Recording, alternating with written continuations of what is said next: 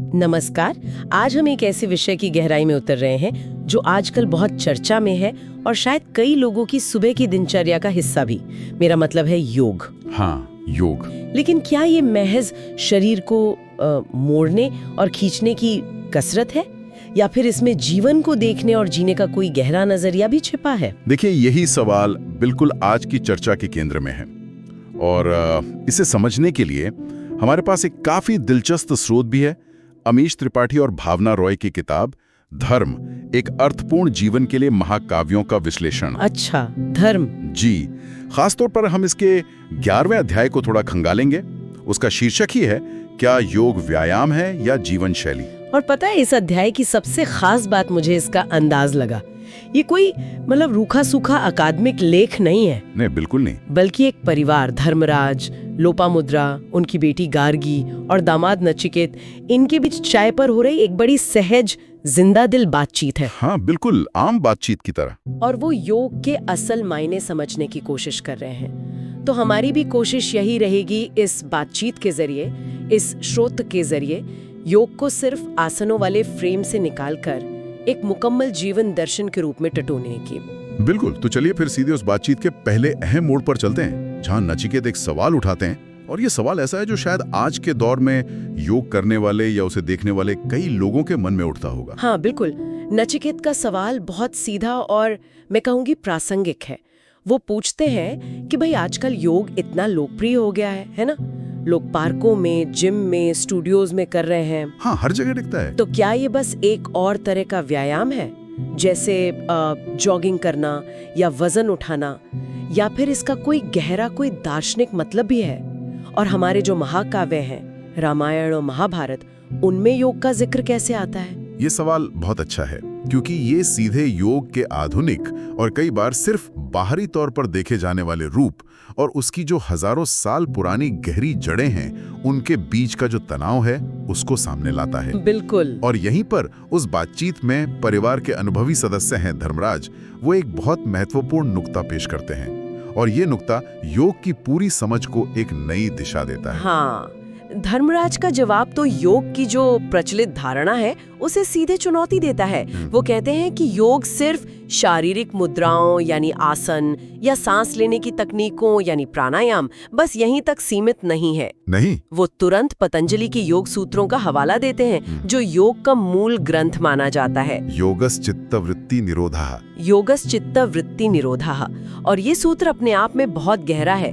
चित्त यानी मन, वृत्ति यानी मन की चंचल तरंगें, विचार, भावनाएं जो उठती रहती हैं, और निरोधा यानी उनको रोकना, शांत करना, नियंत्रित करना। अच्छा, तो योग का असली मतलब हुआ, मतलब मन की चंचलता को रोकना। ये शरीर से पहले मन को साधने की बात करता है। अरे, ये तो पूरी धारणा ही बदल देता है। मतलब जो हम अक्सर देखते हैं, वो मुश्किल योगा पोज वगैरह, वो शायद बाहरी हिस्सा है। असल काम तो अंदर, मन के स्तर पर होना है। सटीक कहा, बिल्कुल। और धर्मराज इसे और आगे ले जाते हैं। वो इसे सीधे धर्म से जोड़ते हैं। धर्म से कैसे?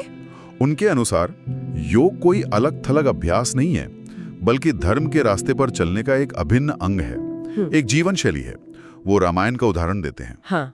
जब भगवान राम 14 साल के वनवास पर थे, भीषण कठिनाइयों के बीच उन्होंने योग के अभ्यास से ही अपने मन को स्थिर रखा, आत्मसंयम बनाए रखा। अच्छा। और क्रोध या निराशा जैसी भावनाओं पर विजय पाई।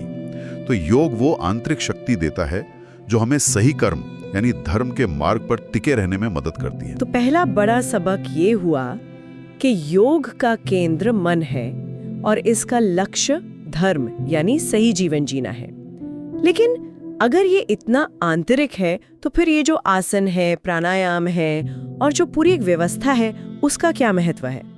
यहीं पर शायद लोपामुद्रा बातचीत को आगे बढ़ाती है ना? हाँ, बिल्कुल। लोपामुद्रा योग के व्यवस्थित ढांचे की बात करती हैं, जिसे अष्टांग योग यानी 8 अंगों वाला योग कहा जाता है। वो बताती हैं कि ये एक क्रमिक मार्ग है, एक सीढ़ी की तरह। इसके पहले 4 अंग यम, नियम, आसन और प्राणायाम, ये बाहरी और शारीरिक स्तर पर ज्यादा काम करते हैं, एक तरह से नींव तैयार करते हैं। यम और नियम, ये क्या है थोड़ा स्पष्ट करेंगे, क्योंकि आसन मतलब पोस्चर्स और प्राणायाम मतलब ब्रेथ कंट्रोल, ये तो फिर भी ज्यादा जाने पहचाने शब्द लगते हैं। हाँ जरूर। देखिए, यम जो हैं वो नैतिक सिद्धांत हैं, समाज के प्रति हमारा व्यवहार कैसा हो।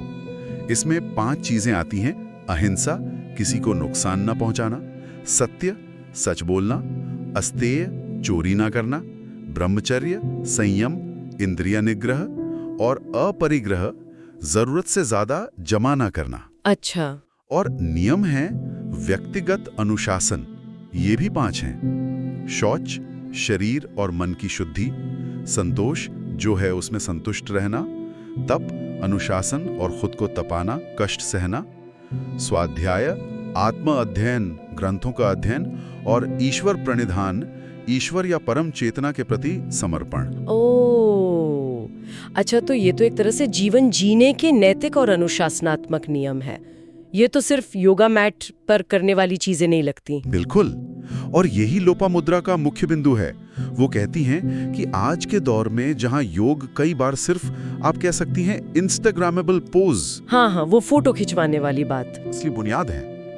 आसन और प्राणायाम इस बुनियाद पर शरीर और मन को आगे की यात्रा के लिए तैयार करते हैं। और अष्टांग योग के बाकी 4 अंग वो कौन से हैं? वो और गहरे आंतरिक स्तर पर ले जाते हैं: प्रत्याहार, इंद्रियों को बाहरी विषयों से हटाकर अंदर की ओर मोड़ना; धारणा, मन को एक बिंदु पर केंद्रित करना; ध्यान, एकाग्रता का निरंतर प्रवाह; और समाधि, जो अंतिम लक्ष्य है, जहां व्यक्ति अपनी चेतना को परम चेतना से जोड़ लेता है। तो आप देख सकती हैं कि ये एक पूरी यात्रा है, शरीर से शुरू होकर आत्मा तक पहुंचने की। और इस गहरी समझ को वो महाभारत से कैसे जोड़ती हैं? वो कुरुक्षेत्र के युद्ध मैदान का बहुत शक्तिशाली उदाहरण देती हैं, जब अर्जुन अपने ही रिश्तेदारों के खिलाफ लड़ने की बात से वो मोह और विषाद में डूब जाते हैं ना। हाँ, वो भगवत गीता का शुरुआती हिस्सा। जी, तब भगवान कृष्ण उन्हें कोई शारीरिक कसरत नहीं सिखाते, वो उन्हें योग का उपदेश देते हैं। कर्मयोग, भक्ति योग, ज्ञान योग, ये सब योग के ही अलग अलग मार्ग हैं जो जीवन जीने की कला सिखाते हैं। और कृष्ण का वो प्रसिद्ध कथन योगस्थः कुरु कर्माणि, उसका क्या मतलब है फिर? हाँ, योगस्थः कुरु कर्माणि, योग में स्थित होकर कर्म करो। इसका मतलब है अपने मन को समता में, संतुलन में, पूरी जागरूकता में स्थित करके अपने कर्तव्य निभाओ। लोपामुद्रा इस पर जोर देती है कि अगर योग सिर्फ व्यायाम होता तो कृष्ण अर्जुन को युद्ध जैसे भीषण कर्म से पहले योग में स्थित होने को क्यों कहते? सही बात है। ये साफ करता है कि योग कर्म करने की, जीवन जीने की सही मानसिक और आध्यात्मिक स्थिति प्राप्त करने का साधन है, न कि महज शारीरिक कसरत। ये सब सुनने में बहुत गहरा और प्रेरक है, लेकिन फिर वही सवाल आता है जो गार्गी पूछती है, जो शायद आज के दौर के व्यक्ति का प्रतिनिधित्व कर रही है उस बातचीत में। हाँ, गार्गी की चिंता कि भाई आज की भागदौड़ भरी तनावपूर्ण जिंदगी में ये सब कैसे संभव है? क्या योग सचमुच आज के तनाव, चिंता को कम करने में मदद कर सकता है, जैसे कोई थेरेपी करती है? गार्गी की चिंता बहुत वास्तविक है ना? और लोपामुद्रा इसका जवाब हाँ में देती हैं, लेकिन एक महत्वपूर्ण बारीकी के साथ। वो कहती हैं कि हाँ, योग निश्चित रूप से दुखों को कम करने और तनाव घटाने में मदद करता है, इसमें कोई शक नहीं। ध्यान, प्राणायाम मन को शांत करते हैं। हाँ, लेकिन योग का उद्देश्य इससे कहीं बड़ा है। वो कहती हैं कि योग स्वधर्म को मजबूत करता है। स्वधर्म, ये शब्द पहले भी आया था, मतलब अपना व्यक्तिगत कर्तव्य, जीवन में हमारा अपना अनूठा रास्ता या उद्देश्य। बिल्कुल, योग हमें यह समझने में मदद करता है कि हमारे जीवन का उद्देश्य क्या है, हमारे कर्तव्य क्या हैं, और फिर उन कर्तव्यों को निभाने की आंतरिक शक्ति और स्पष्टता देता है, भले ही परिस्थितियां कितनी भी कठिन क्यों ना हो। और इसके लिए वो भीष्म पितामह का उदाहरण देती है ना? ये दिलचस्प है क्योंकि हम भीष्म को सीधे तौर पर योगी नहीं मानते आमतौर पर। सही कहा, लेकिन लोपामुद्रा उनके जीवन को योगिक सिद्धांतों के नजरिए से देखती हैं। उनका पूरा जीवन देखिए, त्याग, आत्मसंयम, अपने वचन के प्रति अटूट निष्ठा। हाँ, वो तो है। ये गुण योग के यम जैसे सत्य, ब्रह्मचर्य और नियम जैसे तप, संतोष के पालन से ही तो आते हैं। उनका जीवन दिखाता है कि योग सिर्फ मैटर आसन करना नहीं है, बल्कि जीवन के हर निर्णय में, हर पल में सही और गलत के बीच संतुलन साधने, अपने धर्म पर टिके रहने का नाम है। ये जीवन जीने का एक तरीका है। तो अब तक ये साफ हो गया है कि पुस्तक के अनुसार योग व्यायाम से कहीं बढ़कर है। ये मन को साधना है, ये धर्म से जुड़ा है और ये जीवन के हर पल में लागू होता है। लेकिन फिर नचिकेत एक और जरूरी सवाल उठाते हैं। हाँ, वो सार्वभौमिकता वाला सवाल। हाँ, कि क्या ये सिर्फ भारतीय परंपरा या हिंदू धर्म से ही जुड़ा है या ये सबके लिए है? इसकी पहुंच कितनी यूनिवर्सल है? ये एक बहुत अहम सवाल है, खासकर आज के वैश्विक संदर्भ में जब योग पूरी दुनिया में फैल चुका है। धर्मराज इसका बहुत संतुलित और गहरा जवाब देते हैं। वो मानते हैं कि हाँ, योग के सिद्धांत जैसे मन को शांत करना, नैतिक जीवन जीना, ध्यान करना, ये सार्वभौमिक हैं, यूनिवर्सल हैं। अच्छा। कोई भी, किसी भी पृष्ठभूमि का व्यक्ति इन्हें अपनाकर लाभ उठा सकता है। लेकिन मुझे लग रहा है इसमें कोई लेकिन भी है। हाँ, एक लेकिन है। वो स्पष्ट करते हैं कि भले ही सिद्धांत सार्वभौमिक हों, योग की जड़ें अविश्वसनीय रूप से गहरी भारतीय या कहें तो सनातन परंपरा में है। यहीं इसका जन्म हुआ, यहीं ये फला फूला, विकसित हुआ और इसे हमेशा धर्म के आधार के रूप में ही देखा गया, जीवन जीने का सही तरीका।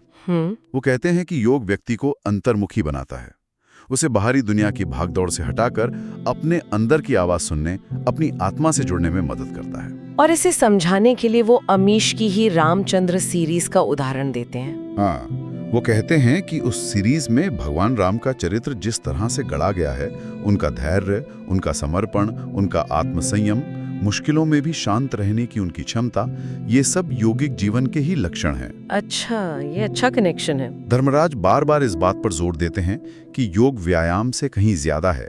ये जीवन जीने का एक समग्र दर्शन है जो हमें अधर्म यानी गलत रास्ते पर जाने से बचाता है और जीवन को सार्थकता और गहराई देता है।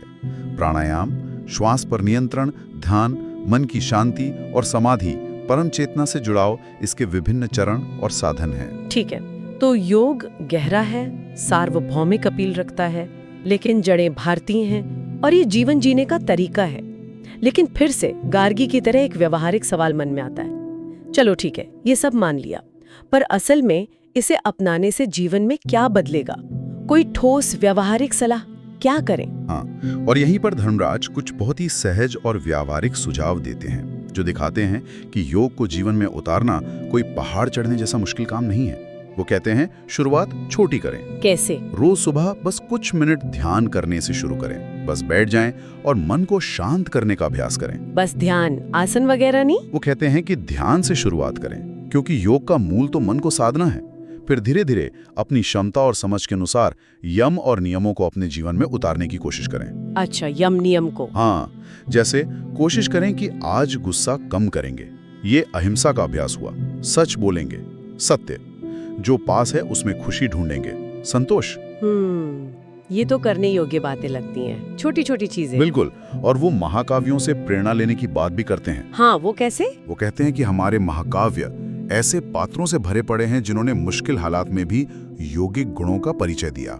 जैसे कर्ण का उदाहरण देते हैं, जिसने जन्म से लेकर मृत्यु तक अपमान और अन्याय सहा, लेकिन फिर भी अद्भुत आत्मसंयम और दानवीरता दिखाई। हाँ, कर्ण का चरित्र तो है ही ऐसा। या द्रौपदी, जिन्होंने भयानक कष्ट और अपमान झेले लेकिन धैर्य और दृढ़ता नहीं खोई।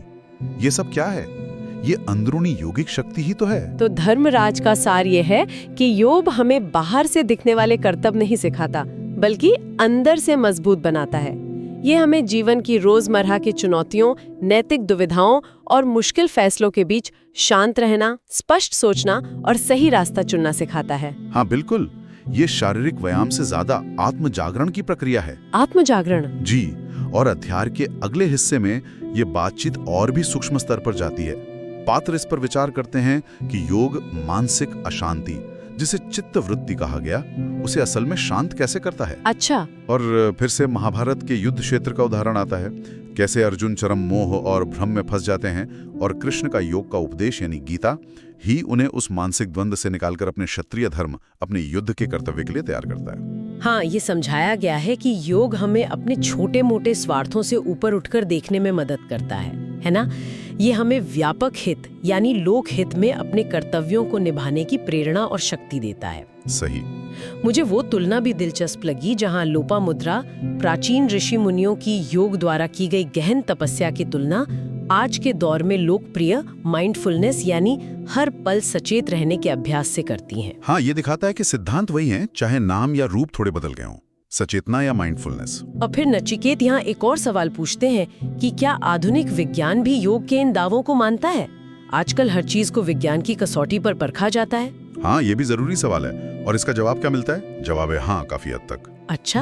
अध्याय बताता है कि न्यूरोसाइंस जैसे आधुनिक विज्ञान के क्षेत्र अब शोध के जरिए पुष्टि कर रहे हैं कि ध्यान, मेडिटेशन और प्राणायाम, ब्रीदिंग टेक्निक्स का दिमाग और तंत्रिका तंत्र पर बहुत सकारात्मक असर पड़ता है। जैसे कि तनाव कम होता है, एकाग्रता बढ़ती है, भावनात्मक स्थिरता आती है। ये सब अब वैज्ञानिक रूप से भी देखा जा रहा है।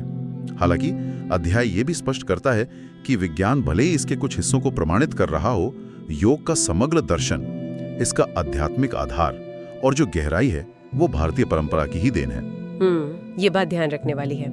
और अंत में धर्मराज पूरी चर्चा को समेटते हुए एक निष्कर्ष देते हैं जो शायद इस अध्याय का और हमारी आज की बातचीत का भी सार है। हाँ, धर्मराज कहते हैं योग व्यायाम है, लेकिन ये जीवन का सार भी है। व्यायाम भी है और जीवन का सार भी। हाँ, ये हमें धर्म के पथ पर चलने की शक्ति देता है, जहाँ हमारी हर क्रिया, हर कर्म चेतनपूर्ण हो। चेतनपूर्ण मतलब पूरी जागरूकता के साथ होशपूर्वक किया गया काम। ये नहीं कि बस यंत्रवत मशीन की तरह जिए जा रहे हैं। जो भी करें पूरे होश और समझ के साथ करें।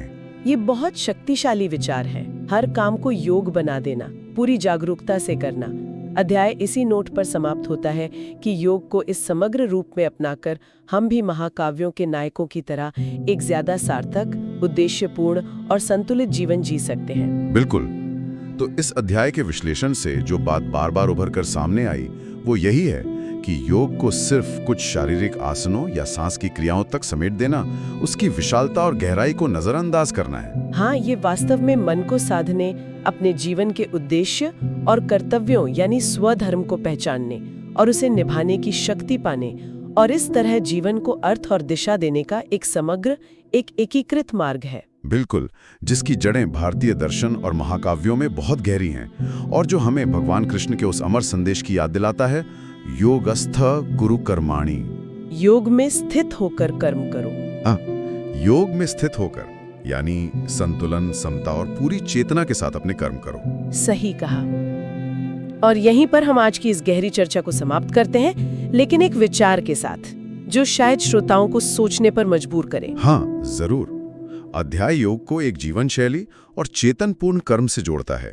तो सवाल ये उठता है, अगर हम योग के सिर्फ आसन और प्राणायाम वाले हिस्से पर ही सारा ध्यान केंद्रित ना करें, बल्कि इसके नैतिक और अनुशासनात्मक सिद्धांतों को, वो जो यम और नियम हमने डिस्कस किए, जैसे अहिंसा, सत्य, संतोष, संयम, स्वाध्याय, इनको सिर्फ किताबों की बातें ना मानकर हाँ, अपने रोजमर्रा के जीवन में उतारने की सचेत कोशिश करें, अपने फैसलों में, अपनी बातचीत में, अपने व्यवहार में, तो आज की इस जटिल और अक्सर तनावपूर्ण दुनिया में ये हमारे अपने धर्म यानी कर्तव्यों को निभाने के अनुभव को और हमारे जीवन की गुणवत्ता को किस तरह बदल सकता है। ये सोचने वाली बात है। इस पर विचार कीजिएगा।